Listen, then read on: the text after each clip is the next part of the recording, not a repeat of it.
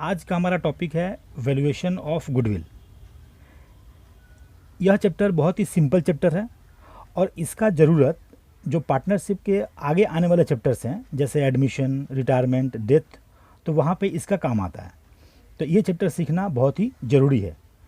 सबसे पहले हम लोग आते हैं कि गुडविल किसको बोलते हैं, गुडविल होता क्या है। गुडविल का सिंपल मतलब होता है कि मार्केट में अच्छा इमेज होना, एक अच्छा पहचान होना, अच्छा नाम होना, इसको बोलते हैं गुडविल। इसको हम लोग एक एग्जांपल से समझते हैं। जैसे हम लोग देखते होंगे कि हम लोग के घर के आसपास बहुत सारे दुकानें रहती हैं, तो उसमें से एक दो दुकान ऐसा मिल जाएगा जिसमें काफ़ी कस्टमर्स आते रहते हैं, हमेशा उसमें दुकान में भीड़ लगा रहता है, काफ़ी कस्टमर्स आपको मिल जाएंगे, उस दुकान का सेल बहुत ज़्यादा होता है।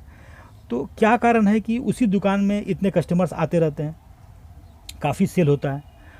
इसका मेन कारण ये है कि जो कस्टमर्स हैं उनको एक विश्वास हो गया है, उनको ये विश्वास हो गया है कि इसका सामान अच्छा होता है, इसका प्राइस भी क्या है कि कोई ज़्यादा महंगा नहीं है और इसका क्वालिटी अच्छा होता है। तो लोगों का एक विश्वास पैदा हो गया है इस दुकानदार के ऊपर। अब यही जो विश्वास है, ये जो भरोसा है, इसी को हम क्या बोलते हैं, गुडविल। अब ये विश्वास या भरोसा हासिल करने के लिए हम लोग को काफ़ी समय लग जाते हैं, ये एक दो दिन की बात नहीं है, ये बरसों लग जाते हैं। तो इसी को हम क्या बोलते हैं, गुडविल। तो गुडविल का मतलब क्या होता है? गुडविल मीन्स रेपुटेशन, माने गुड नेम, एक अच्छा नाम होना, एक अच्छा पहचान होना of a firm. Goodwill helps to earn higher profits in comparison to normal profits.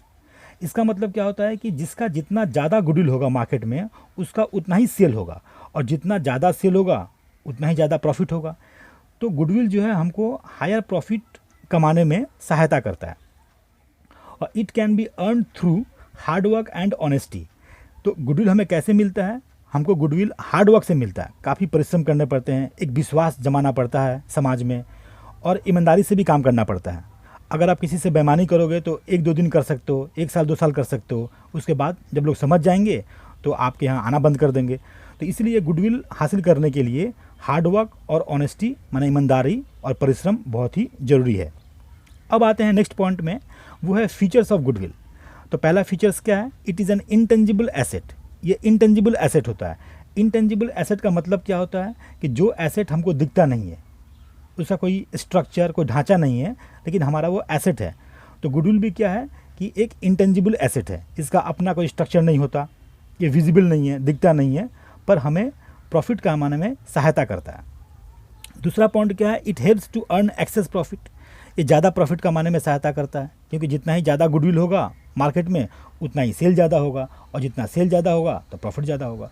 और तीसरा पॉइंट क्या है? It is a valuable asset. ये काफ़ी कीमती एसेट है, क्योंकि एक बार अगर मार्केट में गुडविल ख़राब हो जाता है तो इसको हासिल करने के लिए काफ़ी वक्त लग जाते हैं। इसलिए हमें कभी भी अपना गुडविल जो है मार्केट में ख़राब नहीं करना चाहिए। तो ये एक बहुत ही वैल्यूएबल एसेट है, बहुत ही कीमती एसेट है। नेक्स्ट पॉइंट आते हैं कि क्लासिफिकेशन ऑफ गुडविल। अब गुडविल को हम लोग दो पार्टों में बांट सकते हैं। एक होता है परचेज गुडविल और दूसरा होता है नॉन परचेज्ड और इनहेरेंट गुडविल। तो यही दो टाइप्स के गुडविल होते हैं, एक होता है परचेज गुडविल और एक होता है नॉन परचेज्ड और इनहेरेंट गुडविल। सबसे पहले आते हैं कि परचेज गुडविल क्या होता है। परचेज गुडविल का मतलब होता है कि अगर कोई एस्टैब्लिश्ड, माने बना बनाया हुआ कंपनी अगर हम परचेज़ करें, तो उसको जो हम पैसा देंगे, जैसे एग्जांपल के तौर पे मान लेते हैं कि कोई एक कंपनी है, हमने ख़रीदा, उसका नाम है ए लिमिटेड। अब इस कंपनी का एसेट कितना है?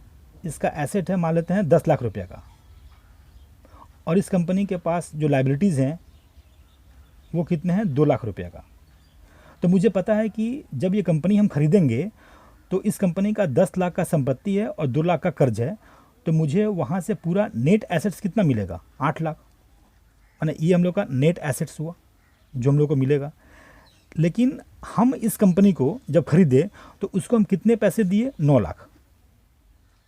तो मुझे पता है कि 8 लाख का संपत्ति मिलेगा, तो उस कंपनी को हम 9 लाख रुपया क्यों देंगे? ये जो हम 1 लाख रुपया एक्स्ट्रा देंगे, यही क्या हुआ? गुडविल हुआ। क्योंकि मुझे पता है कि मार्केट में इस कंपनी का एक अच्छा इमेज है, एक अच्छा नाम है, तो जितना हम ज़्यादा पैसा उस कंपनी को देंगे, मतलब हमको जो नेट एसेट्स उस कंपनी से मिलेगा, और उसके ऊपर जितने भी हम पैसे देंगे, वही जो डिफरेंस अमाउंट है वही क्या है? गुडविल है। तो ये जो पैसा में हम खरीदते हैं, जैसे यहाँ पे एग्जांपल में बताया गया 9 लाख रुपया, इसको हम क्या बोलते हैं, परचेज कंसिडरेशन। ठीक है, वही डिफाइन में लिखा हुआ है। जैसे ये रहा हम लोग का परचेज गुडविल, तो इसका डिफाइन क्या है कि it arises when one business is taken over by another business. यानी ये गुडविल कब अराइज होता है, जब एक कोई बिजनेस हाउस किसी दूसरे बिजनेस हाउस को परचेज करता है, जब कोई एक बिजनेस किसी दूसरे बिजनेस को परचेज करता है। It is the excess of purchase consideration over its net assets. यानी हमको जो नेट एसेट्स मिलते हैं तो उसके ऊपर जितने हम ज़्यादा परचेज कंसिडरेशन देंगे उसी को हम क्या बोलेंगे, गुडविल। जैसे हम लोग का एग्जांपल में यहाँ पे ये जो 8 लाख रुपया हुआ, ये हुआ नेट एसेट्स, और उसको हम कितने पैसे दिए थे, 9 लाख रुपया। तो ये जो डिफरेंस अमाउंट है 1 लाख रुपया का, यही क्या हुआ, हमारा गुडविल हुआ। तो इसको बोलते हैं परचेज गुडविल। दूसरा क्या होता है, वो लिखा हुआ है नॉन परचेज गुडविल। अब नॉन परचेज गुडविल क्या होता है, it is self generated goodwill by an enterprise over a long period of time. इसका मतलब ये होता है कि हम लोग ये गुडविल अच्छा काम करके क्रिएट करते हैं। मतलब हम कोई बिजनेस करते हैं तो अपना मेहनत करते हैं, परिश्रम करते हैं, तो ये गुडविल हम खुद से क्रिएट करते हैं। इसको हम बोल सकते हैं सेल्फ जनरेटेड गुडविल। तो ये दोनों गुडविल में यही फ़र्क है। परचेज गुडविल क्या होता है कि हम लोग खरीदते हैं, और नॉन परचेज गुडविल क्या होता है कि हम लोग मार्केट में खुद से अपने आप से अच्छा काम करके एक इमेज बिल्ड करते हैं मार्केट में, और खुद ही गुडविल क्रिएट करते हैं। अच्छा, एक बात जो बहुत इंपॉर्टेंट है कि हम लोग जब बुक्स ऑफ अकाउंट बनाते हैं उसमें सिर्फ परचेज गुडविल को ही शो किया जाता है। मतलब हम लोग सिर्फ परचेज गुडविल को ही बैलेंस शीट में एज एन एसेट दिखाते हैं। नॉन परचेज गुडविल को हम लोग बैलेंस शीट में एज एन एसेट नहीं दिखाते हैं। ये सबसे इम्पॉर्टेंट पॉइंट है कि only purchase goodwill is shown in the balance sheet as an asset. Non-purchase goodwill is not shown in the books of account as an asset. तो यही गुडविल का बेसिक कंसेप्ट हुआ।